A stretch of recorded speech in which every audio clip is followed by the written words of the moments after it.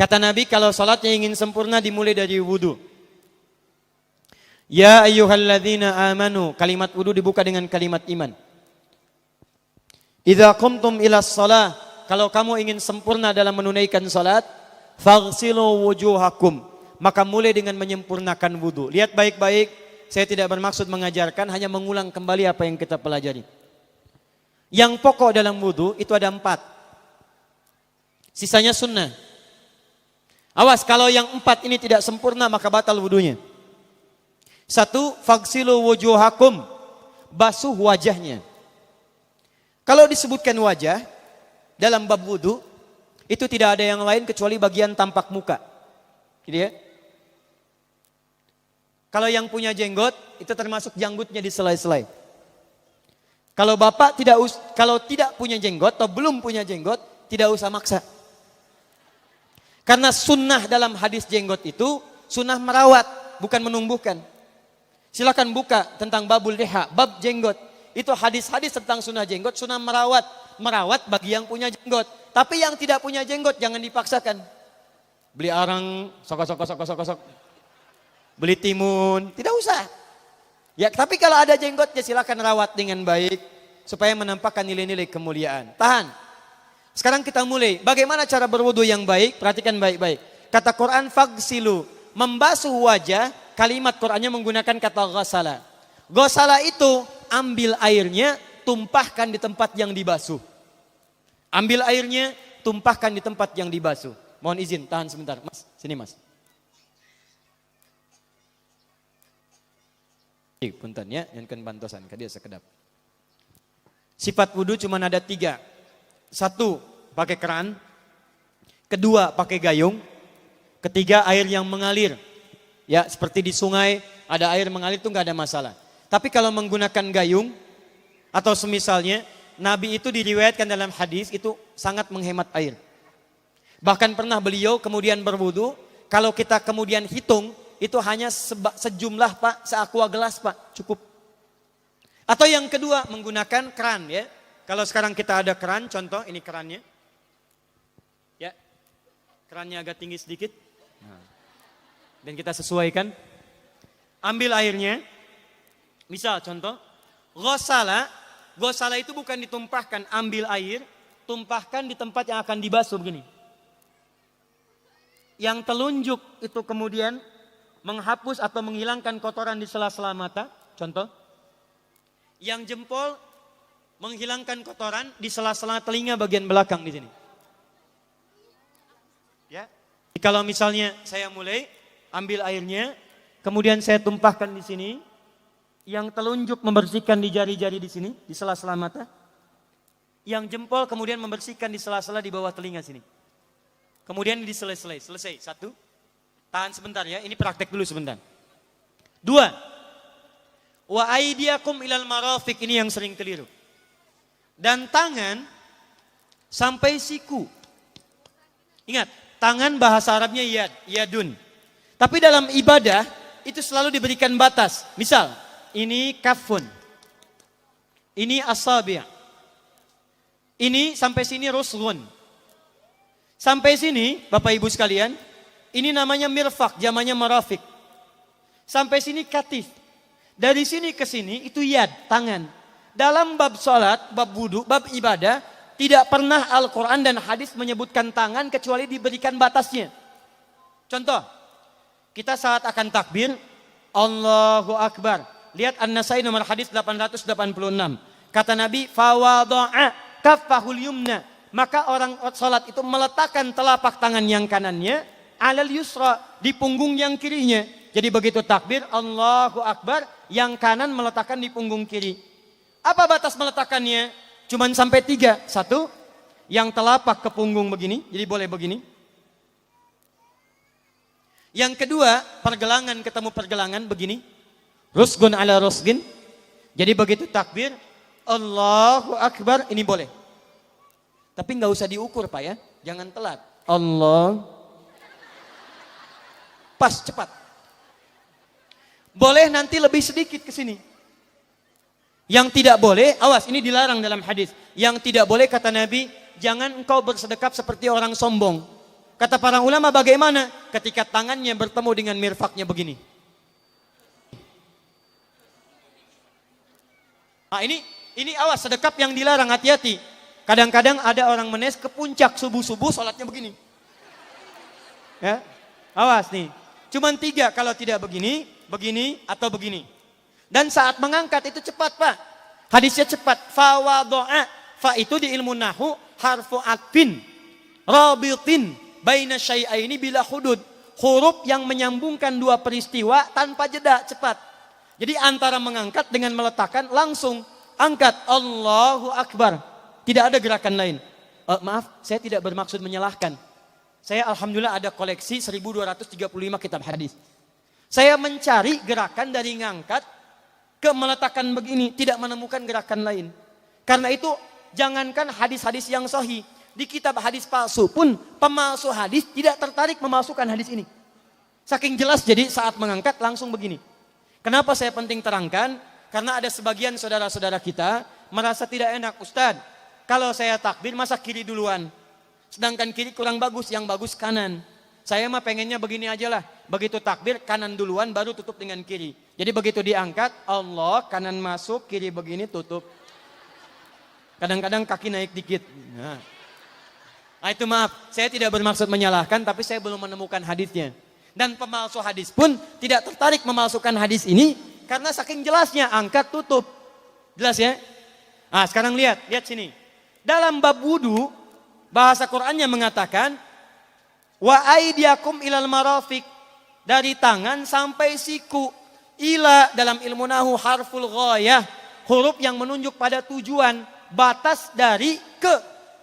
Ana minal an sa'adhab min Menes ila Bekasi. Saya setelah ini akan pergi dari Menes ke Bekasi. Jadi saya berangkat dari mana? Menes. Tujuannya kemana? Bekasi. Tujuan dalam bahasa Arab menggunakan ila, harfu ghayah. Dari Menes ke Bekasi. Menes ila Bekasi. Dalam wudu, lihat. Aidiakum ilal marafiq, ila sampai siku. Bukan dari siku ke tangan. Jadi saat kita mengambil air wudu, ambil airnya, tumpahkan dari sini, ilal marafiq sampai ke siku ke sini. Balikan lagi ke depan. Jadi bukan kerannya dibeginikan, sikunya dibeginikan, takut, bukan. Jadi bukan siku diteruskan ke bawah.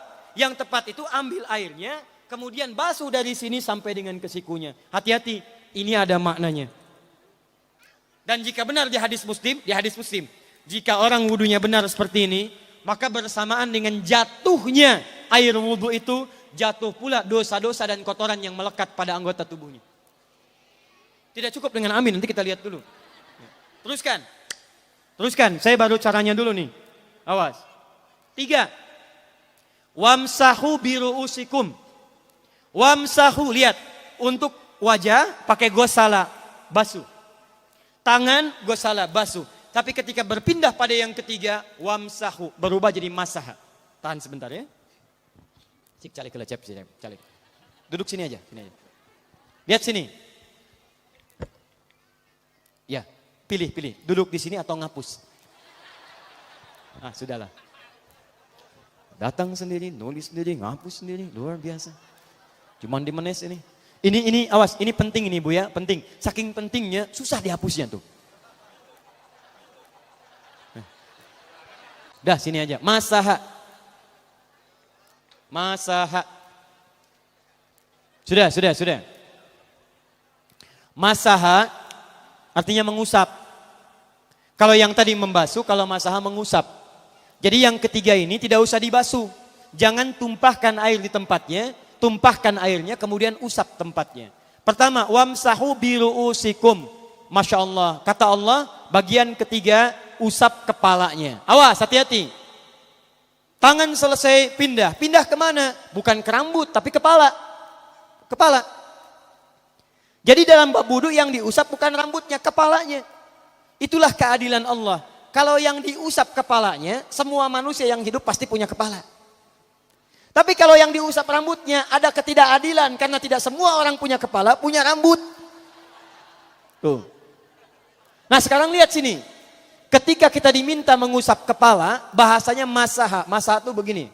Ini saya punten. Bismillah. Ini ya. Ambil airnya, tumpahkan, baru kemudian diusapkan ke kepalanya. Paham ya? Kalau yang gosala, ambil, tumpahkan di tempat yang akan dibasuh. Tapi kalau masaha, hati-hati. Ambil airnya, tumpahkan, baru diusap. Jadi bukan diambil air, tumpahkan di kepala begini. Paham? Tahan sebentar. Dan ini menggunakan huruf ba, Masya Allah. Ba, lihat, wajah tidak pakai ba. Tangan tidak pakai ba. Tapi khusus untuk kepala pakai ba. Wamsahu bi. Huruf ba dalam ilmu nahu. Coba dibuka yang suka ngaji. Buka kitab Bughnil Labib an Kutubil A'arib. Halaman 29 sampai dengan 59. Di situ ada penjelasan karya Ibnu Hisham Al-Ansari. Ibnu Hisham Al-Ansari. Itu ada penjelasan tentang makna huruf ba. Huruf ba itu punya 14 arti dalam bahasa Arab. Ada ilsaq, ada istighraq, ada muhabah, ada ba li tab'id. Ba li tab'id dibagi dua. Tab'id ma'al hudud wa tab'id bila hudud. Ini informasi saja, Pak. Bahasa Arab itu luar biasa. Ada mahasiswa kita orang Indonesia belajar di Kairo di Mesir di Al-Azhar. Ngambil S3. Bahasannya nulis disertasi, bahasanya tentang makna huruf ba di ayat wudu. Wamsahu biru'usikum. Dibahas, hanya membahas huruf ba, Pak, satu huruf itu dapat doktor, dapat S3. Ayo silahkan yang belum S3, ada huruf ta, ada huruf fa, ada huruf jim sampai huruf ya, masih banyak tuh.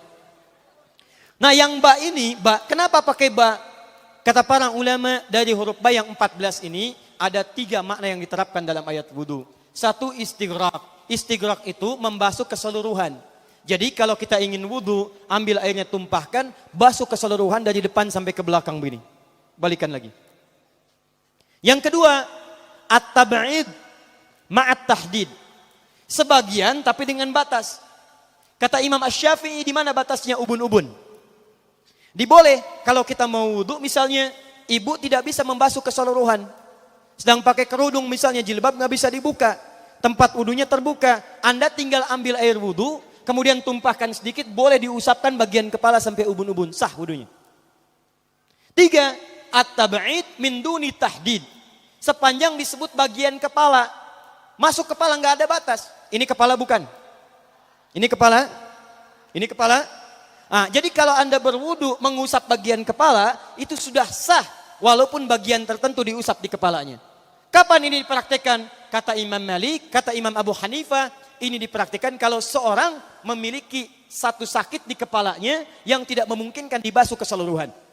Misal, mohon maaf, ya ada orang misalnya, mohon maaf ya, tiba-tiba sedang jalan di kebun, tuh jatuh duren. Anak duren ya, jangan durennya yang besar.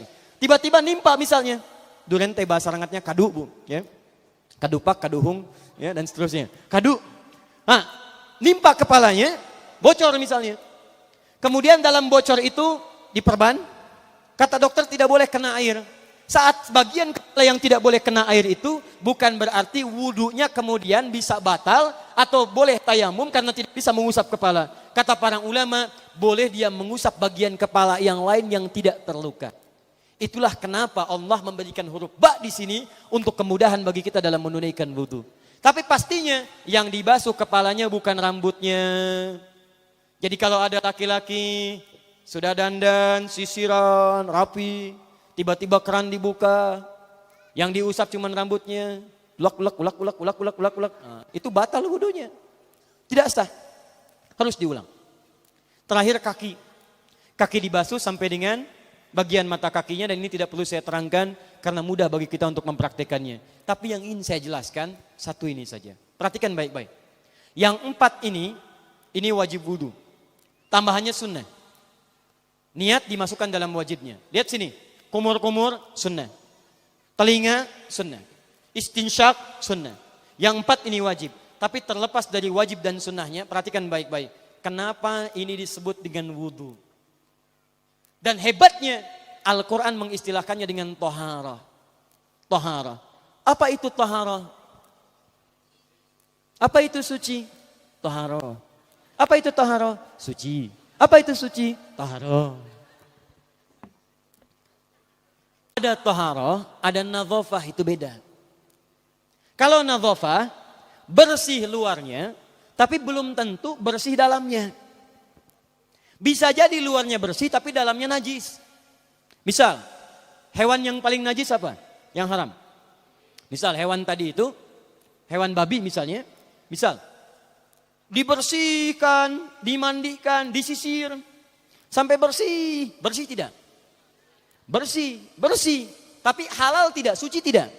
Tidak. Al-khinziru nadhifun walakinnahu ghairu tahir. Babinya bisa bersih tapi tetap tidak halal, tidak suci dia. Tetap haram, tetap najis. Paham?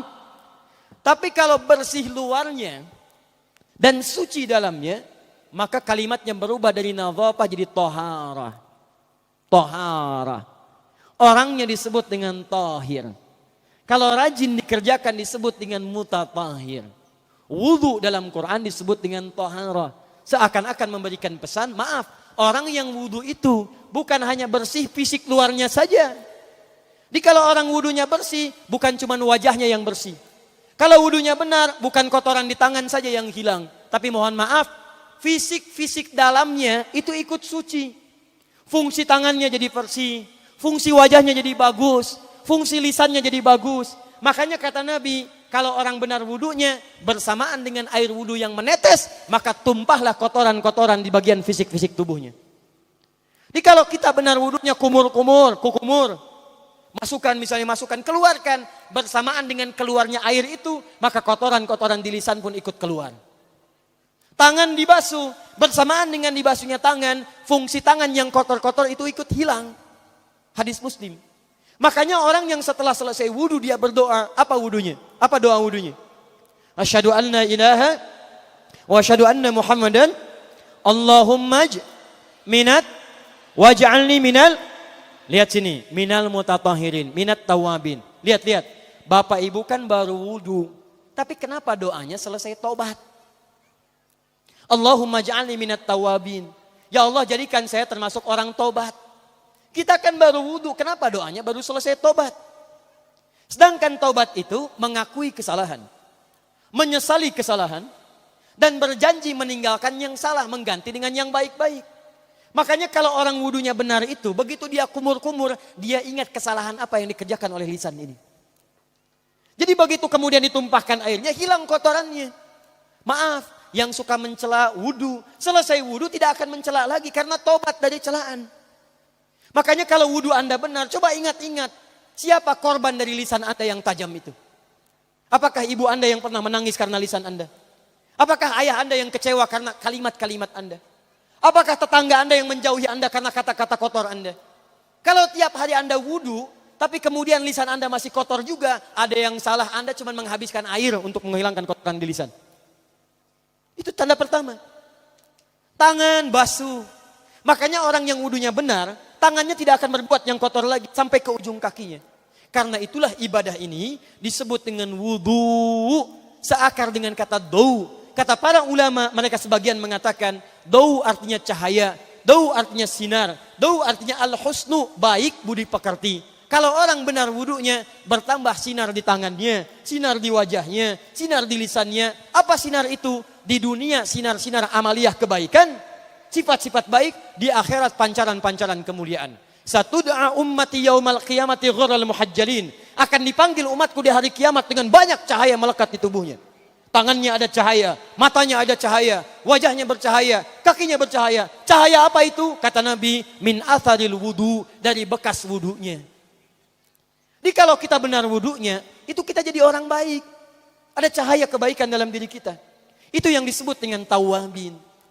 Makanya kalau Bapak Ibu tiap hari wudu, Allahumma ja'alni minat tawabin. Tapi mulut tidak tobat, tangan tidak tobat, kaki tidak tobat, ada yang salah dengan wudunya.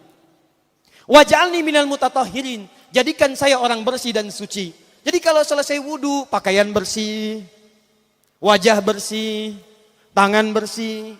Ini pakaian bersih, pakai jas, pakai dasi, tapi tangan tidak bersih, korupsi juga, mencuri juga, menipu juga, ada yang salah dalam wudunya. Kalau kita bisa mengerjakan wudu ini dengan baik, maka naik status kita. Disebut sebagai langsung oleh Al-Quran. Disebut hamba yang dicintai oleh Allah subhanahu wa ta'ala. Di Quran surah kedua Al-Baqarah ayat 222. Saya tutup.